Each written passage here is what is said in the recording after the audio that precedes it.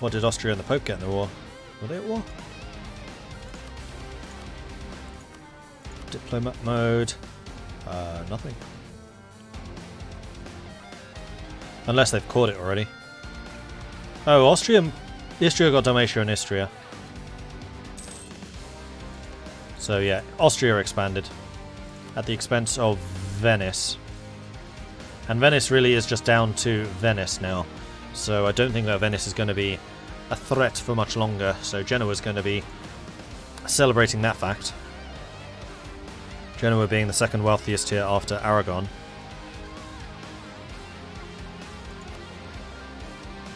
And most of the Venetian node now going to Milan. I always forget that Milan's in Venice, not Genoa. With Milan being here, I always feel like it should be in Genoa, but it's not, it's in Milan.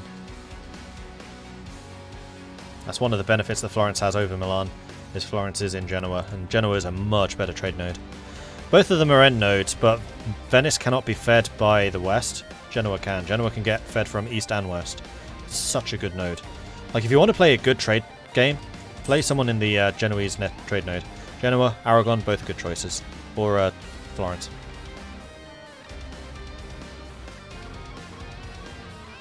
At the expense of the grumble, damned Austrians, indeed. Ravensburg is still very popular in Germany for the historical buildings and towers, super beautiful city. I have not heard much about Ravensburg. In fact, this whole area in general, I know about Munich. I love Munich. Munich's a great city. But I know next to nothing about this area. I just know it's Black Forest, like this bit. If we go to the simple terrain, it's basically anything wooded.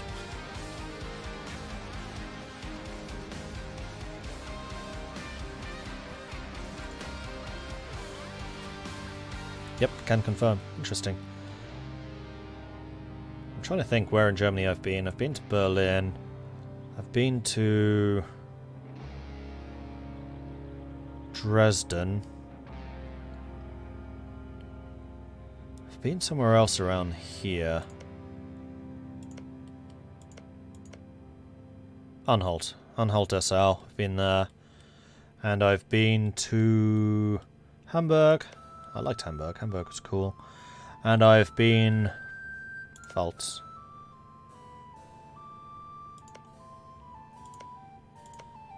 I could have gone to Heidelberg, but I didn't. Still a bit gutted about that. I missed that trip, unfortunately. Ravensburg's where all the cards and puzzles come from. Huh, interesting. Interesting fact, Burg means castle in German, so any city or region with ending in Burg is most likely due to a famous castle. Similar in England with Chester. Chester's like Manchester. Although I don't know if Manchester actually has a famous castle now. Lanchester, technically as it should be, Lancaster, was because of the caster on the loon.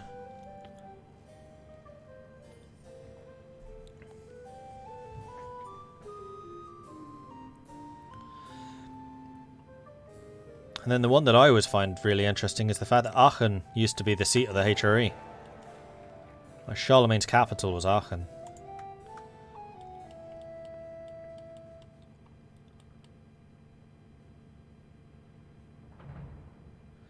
Which unfortunately is currently held by Trier, otherwise I think Aachen do actually have some ideas which are relevant to that. Right, the other thing I wanted to do was start going around these countries and seeing what ideas they have taken. So France has now got defensive and innovative.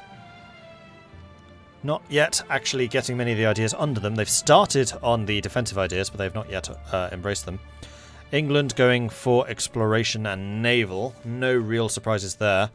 Although, again, not having gotten through them very, very quickly yet. Sweden having gone for quality, and they have taken a couple of the ideas through this. They do start with the infantry combat ability, so Sweden's infantry now plus 30%, which is a pretty good start. I would assume that after this they'll go for innovative, which will allow them to get the innovative quality combination, which gives them infantry combat ability, which you can see right down there at the bottom of the screen. Poland having gone for influence. Interesting. Austria, innovative and exploration? Are we going to see a colonial Austria? That's fascinating. Milan have gone defensive, innovative. Good combo. A little bit surprised actually that they didn't go economic. Economic Milan is a really good combo because they have the development cost reduction. And they're just grassland. Like, you can make Milan into a truly enormous city. The Pope gone for economic quality, so they're going to have a good foundation for their state there. This is a good combo as well. The Ottomans gone for trade quality. Trade! So we're going to see an early economic powerhouse going up against the economic ideas Mamelukes. They don't have their second one yet. But I'm willing to bet fairly heavily that they'll go for trade next. Then in Tunis... Tunis has gone for trade, Morocco has gone for exploration, so Morocco also going for an early colonial game.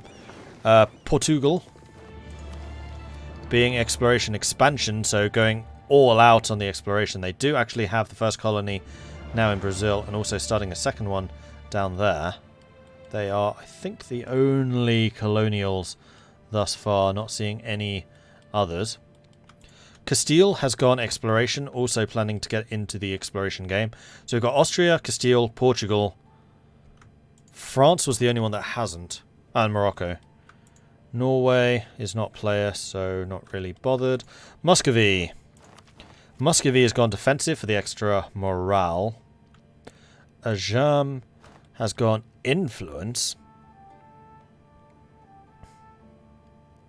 Probably from the income from vassals. Do you have vassals? You have a couple. Okay, I can see that. Then who else do we have? Ulm. We forgot the mighty Ulm. How can we forget the mighty Ulm? Ulm's gone for influence, trying to get the print culture early, I suspect, although they probably don't need it, seeing as they are in Germany, and they probably will go Protestant. Reformation has not started yet. Poland has gone for influence as well, probably to help them maintain control over Lithuania. Delhi has gone for economic. Jaunpur has gone for defensive, so Jaunpur is trying to military up, whereas Delhi is trying to economy up. And then Bahmanis have gone for defensive and trade, again going for the early military drill. Actually, Bahmanis have done a very good job of going through their military ideas, probably because they're not investing as heavily in military, although they are actually ahead of time. So no, Bahmanis just have a lot of military going on right now. Then we have Malacca, who are exploration. No real surprises there. I think they are currently trying to colonize through Brunei here. Or Borneo, so I think the island's called. Oirat have gone for quantity. A little bit surprised they went for quantity rather than aristocratic. Then Hoshikawa don't actually have their first idea yet. They are really falling behind in admin, but that's because they are going to be doing an awful lot of coring. In fact, Hoshikawa... Oh no, they're not actually at war. This has all been taken by Tokugawa. Interesting. And then the Kamchandals, which I correctly said were not going for Manchu. They were just doing some of the occupations over there. Kamchandals having gone for an early exploration, trying to get that first colonist so they can either start taking over Siberia or, as I have heard, starting a bit of an exodus. Who have I missed? Congo! What's Congo doing? Congo's gone for expansion, probably trying to get more of Africa gobbled up, and they have actually taken out a couple more of the eastern states over here. Though again, very, very cautious expansion over there. And then Inca. Inca have not yet got a national idea, and they are in fact going to struggle. They do need to reform. I've not changed anything about the way that the American natives work. They need to get their reforms by having an adjacency to a European colony.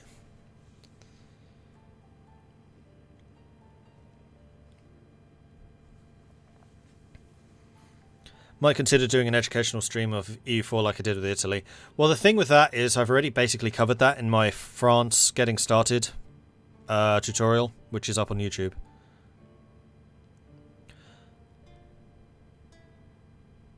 Brandenburg. Right, forgot Brandenburg. Yeah, there are definitely going to be one or two countries which I just forget exist. Sorry. Brandenburg has gone economic, which is actually a good choice. Early on, Brandenburg struggles for money, and they struggle an awful lot. Like, their economy is actually really, really weak. This area is not very wealthy. So going for that makes a lot of sense. And then after this, they'll almost certainly go for quality, I suspect. Austria, did we talk? Yeah, we did. We saw they were exploration. Who else have I forgotten? I think I've done relatively well, actually, covering everyone. Yep, I think I got them all. Economic powerhouse, Space Marines. It's not so much an economic powerhouse, it's a I can afford my Space Marines for Brandenburg. I did Sweden. Pretty sure. Yeah, quality. That's how I noticed that they have the 30% infantry combat. No real surprises there.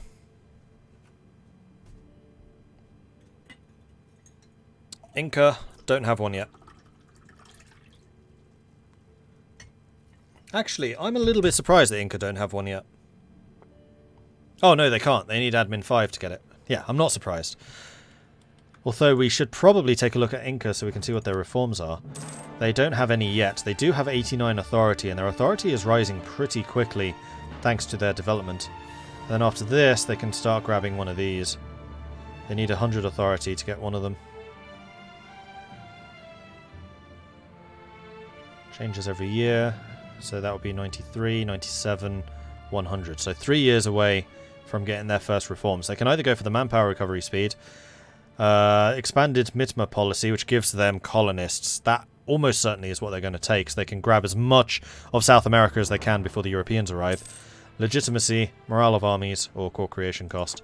Yeah, colonist is definitely what they want. They don't really have any military threats in the area, so no real reason to go for any of the other more militaristic ones. Malacca was exploration.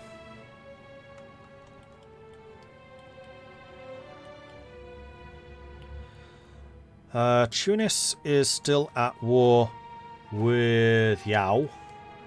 Trying to expand further and further south. Do we have an institution? Mali has embraced Renaissance. Okay, so the Renaissance did naturally spread... Sorry, feudalism, not Renaissance. Feudalism spread naturally into their capital, and now they're going to need to wait for the Renaissance to spawn. So that's going to be a really good thing for the Congo, because they're going to start spreading it south from that. Then the Congo just needs to get up to Cameroon. So their first colonist basically has to go to Cameroon, because then they have a shared sea zone with Benin. So any institution, well, once Benin has feudalism, then it will start to spread to Cameroon, which will then spread to Congo, which will spread throughout the rest of Congo. At that point, you can embrace Renaissance. So institutions are coming. Meanwhile, Ajam is spreading the Renaissance. We do have a Renaissance Centre in Delhi, starting to earn it over there. I'm a little bit surprised that Bahmanis have not done anything about that. Renaissance in Pegu still spreading. Malacca have lost their source of the Renaissance. Ming doesn't have it. Ming, in my test games, very frequently did get it, because they got one of the advisors, because Ming just has unlimited money, but they have not done so. And then Hoshikawa, again, also not able to get it either.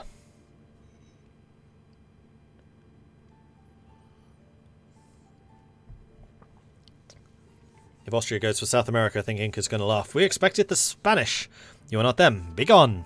I thought you were going to say we expected the Spanish Inquisition. Inca expects the Spanish Inquisition. Alright, I am curious. How big is Muscovy actually? Muscovy... Oh, that's alliances. Perm is a vassal of Muscovy. I was wondering why on earth Sweden was the same colour, but that's just because they're in a war together. So Muscovy's vassals right now are Sukhov, Perm, and below 0.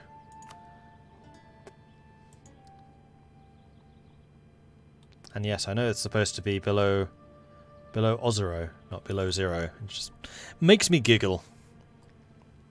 Because it's, you know, in Russia and it's cold. Has Moscow taken Novgorod? Yes. That was actually one of the first things they took. They left northern Novgorod alive, but they took the city of Novgorod. And in terms of Novgorod being a vassal, no, they have not taken it. What time frame does this take place in? It is currently 1483, so it runs from 1444 until 1821. Basically, the defeat of the Ottoman armies by Poland? Or was it Hungary? No, defeat of the Ottoman armies by Hungary until the fall of Napoleon.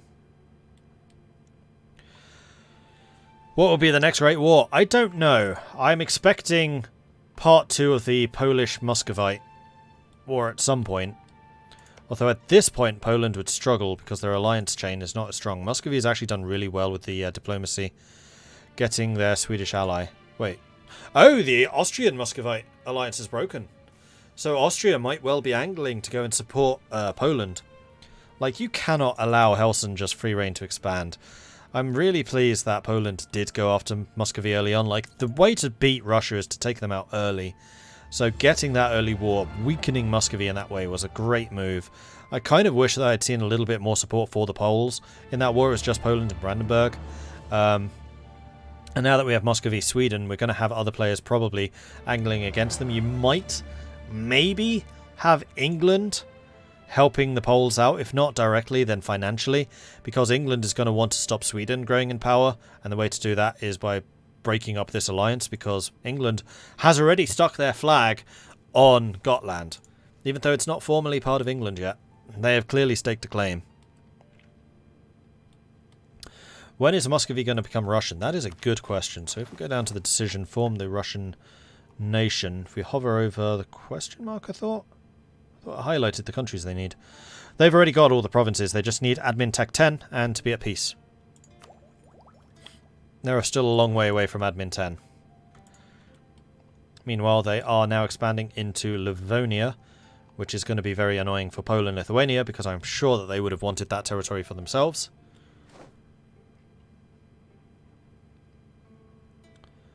Ulm is at war. Who's Ulm at war with? Still Ravensburg. Ravensburg and Savoy now.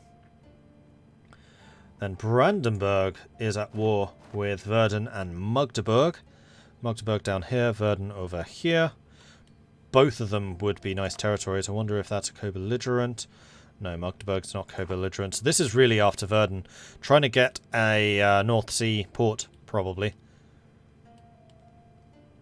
Then we have the Ottomans, currently fighting against Karakanulu, Shirvan and Khorasan. So finally expanding into the buffer state between them and the Mamluks. In fact, between them and Ajam. Ajam currently at peace, just taking out rebels, allowing the Ottomans to take over this territory. I wonder what Ajam's diplomacy looks like right now. They are allied with the Ottomans, so Ajam and the Ottomans and Tunis facing off against the Mamluks and Morocco. Which is probably why the Mamelukes are helping the Bahmanis. The Bahmanis can be a counter to Ajam. That would be my guess. This is definitely where the most interesting diplomacy is going on.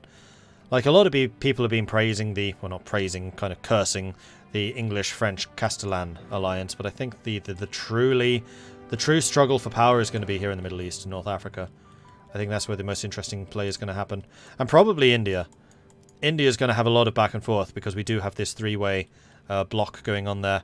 Whether this alliance between Delhi and Bahmanis lasts is going to dictate a lot of that. Guessing Ajam would be forming Persia. They will certainly be trying.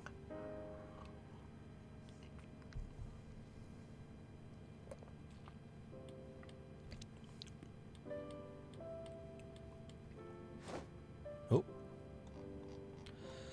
Klemf, hot join. This is... I've totally forgotten who Klemf was. Let me just double check. Was Klemf Mamluks? I think this was just a disconnect. Klemf was...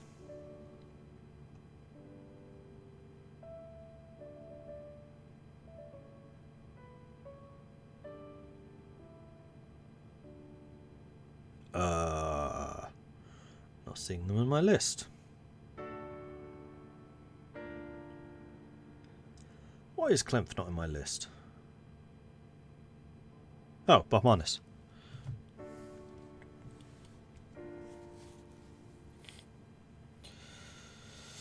What did Oirat take from Manchu?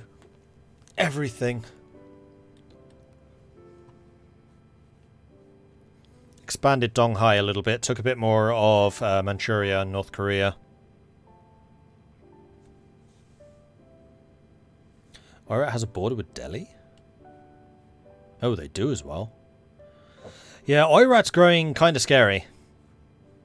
Which will be certainly concerning Muscovy. Although Muscovy may not be able to see that yet. I'm actually curious to see what Muscovy can see. Now this is going to be another clash, is between Oirat and Muscovy.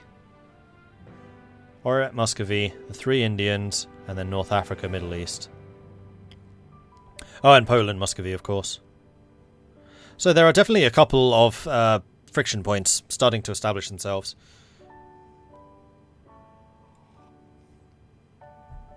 What does Oirat need for Great Yuan? I will take a look. More of China. I think they require the majority of China, don't they? Or is that for the Mongol horde?